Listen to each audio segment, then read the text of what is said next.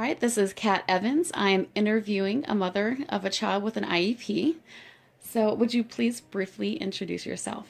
Hi, my name is Peg Graham. I'm married to James. We have 5 children total, 2 older children and 3 younger.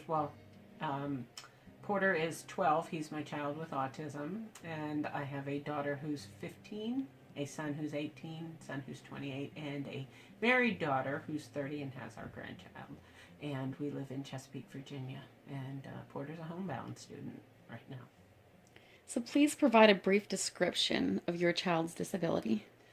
Porter's main disability is autism, but he also has a B cell dysfunction where he has B cells, but they're broken, so he is unable to maintain immunoglobulins. I guess is he gets IVIG therapy once a month for the rest of his life to survive. He also has a hemophagocytic lymphohistiocytosis, which is HLH, which is a blood disorder, and it's close to cancer. So he does see an oncologist, and he has a G tube for nightly feeds. I forgot to mention that before. He has a G tube for nightly feeds of Elecare because he dehydrates if he doesn't have something overnight. And he also has a port for when they do his IVIG or any blood work. So those are 2 permanent things that are in his body. He has GI issues where he basically has constant diarrhea. He is short for gestational age, very tiny. He looks like he's 7, but he's actually 12. Very tiny boy, very skinny. And I'm trying to think what else. So, and he has the hypohidrotic ectodermal dysplasia. He does not sweat, and so therefore anything above 72 degrees is too hot for him, and he could have a seizure. So they found that he was better as a homebound student because of all his disabilities. So, would you please provide a brief description of your child's IEP? Porter's IEP has changed over the years. This year it's been the best because now he gets 10 hours of homebound services a week. His teacher comes twice a week on Wednesdays and Fridays, 5 hours a day. She's amazing. She really has connected to Porter, and she has gotten him to do all sorts of things. She also, in his IEP, we have changed it to more self-help skills. Again, we've said before in the past that he doesn't really need to know who made the American flag. He doesn't need to know all the history and things like that, but he does need to know things to get him around in life, because these are the things that he needs to retain, will retain, and will serve him better purpose. So, what has worked well with this IEP process for Porter? For Porter, the best things have been that he it's something that he's interested in, number one. He never used to like to write with pen or pencil and paper. He would fight with the teacher, although the teacher would only come out once a week, twice a week, maybe for an hour each time. They didn't understand Porter. They didn't give him the eye contact or ask for his eye contact, which we know with autism that's a tough one. You have to ask for it. And with Porter, he'll do what you ask. You can't be... you have to be a little tough, but not super tough. You have to just be, say, like his teacher that he has now, she says, "I'm the teacher, you're the student. Porter, I've asked you for eye contact. Please look me in the eyes." And she gives him a moment to stop, and then he looks her in the eyes and talks to her, answers her. He also has, what do you call it? She gives him several breaks, which is very important. He needs the breaks. Like a brain break? Oh, yes. The brain breaks, and he also gets exercise, which is important for him. They go for walks, and then she changes it up. He does math, he does reading, he does writing, he does a lot of self-help skills. We have a chore list that Porter earns money for.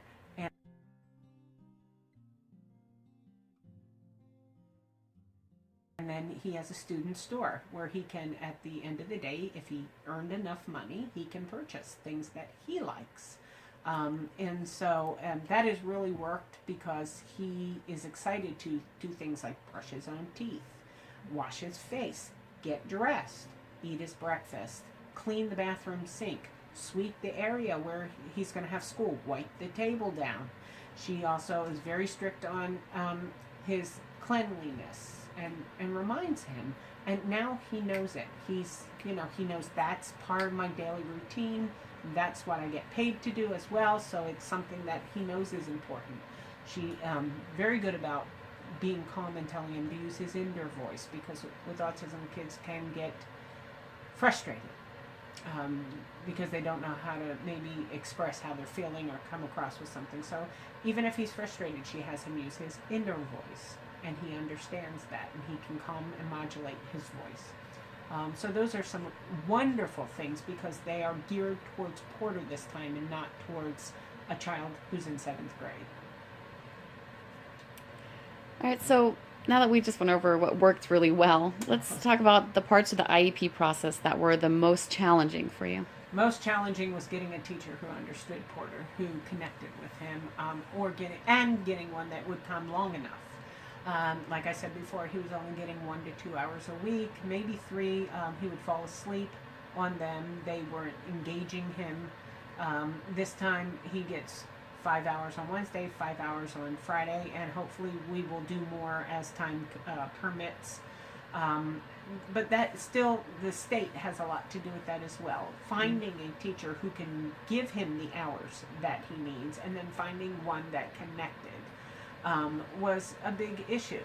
I always felt like they were just giving us just anybody who wanted money, extra money. This time around, he's got a teacher who really knows her stuff, loves it, connects with us.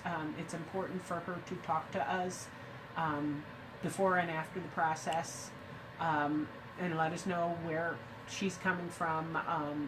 If there's needs, I ask her to write on an index card. Like right now, he needs page protectors, so she'll write Porter needs page protectors, and it's up to Porter to show me the card and say, I need this. So we're teaching him that responsibility of, this is still my school, my education. And so she is teaching him a lot of self-help skills. Like when we go to the dollar store and we give Porter the money for something, if he wants a soda or something, and he has to know how much it costs, listen to the cashier, give the cashier the money, wait for the receipt and the money, and he has to also say thank you, and we eye contact. And so this is very important. For most people, they don't think about that, but for Porter, this is something that he will need in the future, and that's a step, and it takes practice, and it takes, the learning. So in this IEP, we got to put those things in there this time around. It was not just Porter needs math, Porter needs that he will do so many hours of math, and this is his level. It was more specific towards his needs. And so that was frustrating in the past, was not getting what I felt my child needed, to now I feel like he's getting what he needs. Did you have trouble getting the IEP in the first place? Like, what kind of challenges did you have obtaining your IEP and getting it going? I didn't have trouble getting the IEP because I being a graduate from TCC in teacher training for developmental disabilities, I kind of knew what I was doing. The problem was I would get the doctor to sign off on his note for homebound and at the IEP, and I would turn it in, and then in September he wouldn't have a teacher, and I'd say, what's going on? A week later, saying, what's going on? Where's Porter's teacher? Paperwork wasn't done, and I found out I had to go to Edwin Wilson Center and find out that they said anything after January and 2 weeks before school starts, if it comes to them, they throw it in the trash. Yeah. So every year we were going through this, and nobody was telling me, Mrs. Graham, you need to, in September or in August, 2 weeks before school starts in August, that's when the doctor needs to sign the note, not in June, because you send it to us at the end of the school year. We don't keep that paperwork. We needed it 2 weeks before school started. So once we got that figured out, now the process is so much easier. Can't believe they threw it away. They would throw it away. She said to me, If it comes in the summer, it's not on my desk. It goes in the trash. It's because I'm not working for that. I do 2 weeks before, and she said, here's the hint. 2 weeks before school, that's when you need the doctor's note. So that worked out better because now I know. But for a couple of years, it would happen every year, and nobody was telling me what was going on until I got frustrated and actually went to Edwin Wilson because it's special education. The schools didn't know this. It was Edwin Wilson, but Edwin Wilson wasn't giving it up and communicating with the schools, and so we were having a real issue, and I really felt like I had to do the legwork first to get the answer. Would you explain what Edwin Wilson is? That is where they take care of the special needs. Okay. They're the ones who facilitate all the paperwork that gets done so the schools can hire a teacher and go forth from there. Okay, now that's good to know. I guess my final question is, having gone through this IEP process and fighting to get where you guys are in the process with it, and getting the IEP that you want, what are your thoughts about your child's future? They're good. It's still hard because I really feel that this should have been done from the get-go when he first started school. And we found out that he was going to be homebound because of his health issues, because he gets sick too fast and will catch everything because he has no immune system, basically. I would have liked to have taken care of this instead of waiting year after year and fighting for a teacher, for somebody. Finally, we had a advocate that was at his school that was wonderful, and she basically told me the ropes and said, this is what we need to do, and I will fight. I will find the teacher for you. I will keep searching. And she actually had teachers come out to interview with me, and it was up to Porter. And when we saw that Porter connected and this teacher knew her stuff, we were like, that's the teacher we need. We don't just need a teacher who just wants extra hours. We want somebody who really knows her stuff and is a teacher and understands that even though she has one student, that's still important. It was very important to us. He matters. He matters. And that's it, is having somebody who understood that he matters, one, just as much as 24 students matter. And it's worked out so much better. But it was frustrating. So in the beginning, the parents' rules and regulations that you get, that pamphlet and all, that's fine. But it sure would have been nice to have an advocate that told me the ropes and said, this works better. We're going to call you this day. This is the best time to do an IEP. These are the things that you should have. This is when you should see the doctor. This is when you should see the doctor. Yes. But the school and Edwin Wilson was not connecting. They didn't understand. School was doing their part. Edwin Wilson was doing their part, but nobody in between was saying, hey, the mom is sending in the paperwork when the school's telling her, but Edwin Wilson was just rejecting it and wasn't saying, this is when I need it, till I actually physically went to Edwin Wilson. So I got it taken care of, but it would be nice to know. So I actually, any other parents with children with autism that come to me with their frustrations, I tell them. I pass on what I've been through so they don't have to go through all of that, because why not? It's helpful. So yeah, it would have been nice to have a little bit of hand holding in the beginning, because we're already dealing with a lot with our own child, and knowing that he wants to be in school but he can't. I think if he had been in school, it would have been so much easier, but he's homebound. But he was being forgotten, is what it was. So that was the hard part, that I always felt that my child didn't matter, and now I feel like he does. So that's a very big step for us, big step, and it shows, because he is putting forth 100% every day. Every time his teacher comes. I mean, she even has him doing etiquette. He walks her to the door. He greets her in the mornings, and he does a send-off at the end. And he used to just shut the door on her, and we'd have to open the door back up again and say, now, what are you supposed to say? I will see you. When's the next time you're going to see your teacher? And he had to have a thought process and say, I will see you Wednesday. Have a nice weekend. Bye, Miss Fizor. And he'd shut the door nicely, And so it's just everything. She's even down to washing his hands after he uses the restroom, to asking, can I get up and use the restroom? Just because he's in his home doesn't mean he can just run all over. He has rules, and she has taught him some etiquette and modulating his voice, eye contact, and using those self-help skills, which is very important. And we, as his family and support group, we have to encourage that and continue to use that on days off when he's not doing school. He still has his chore chart that he goes through, that he earns money so he can use at the student store, and he loves it. And one of his big things is McDonald's, and when he earns a McDonald's, which is the most money, he is very excited. And so we make a plan that week to go out, and he gets to use that ticket to get his McDonald's. So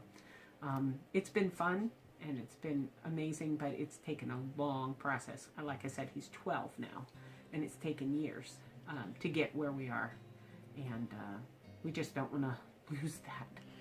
The difficult process would be if his teacher were to take a job somewhere else, trying to find somebody that would fit. They don't have to be her, but just have that saying, yes, we're going to do this, this, and this, and not babysit. I always felt that the other teachers felt like they were babysitting him, or they didn't know how to deal with him. And he's not a difficult student. He just gets bored very easy if you are not on point. She's on point. It works. They need to engage him. They need to engage him. That's very important. Yeah. So do you have any closing words or comments you would like? For the IEP process, it's having an advocate. Talking with your advocate is very important, because if you have a good one, I get emails, I get phone calls, and I tell them emails are better for me because my phone doesn't always work all the time, but I get updates all the time. I get all their phone numbers and their email addresses and everything. So that's important. Key is the communication. And now knowing what I'm supposed to bring to the IEP, what influence I have, what I'm allowed to put forth and request for my son, being his advocate myself, and then seeing that it follows through each year with the doctors and all that. That's very important. So it's been good this year, very good. But I will say in the past, it's been difficult, and so it is a long road. But hang in there for those of you who are going through it, and make sure that you need an advocate. Make sure that you are in communication with both the school, and if you are we're in Chesapeake, so Edwin Wilson is the center that deals with the process, I guess, and being in contact with your child's teacher as well. So. All right, thank you very much. You're welcome. Thank you.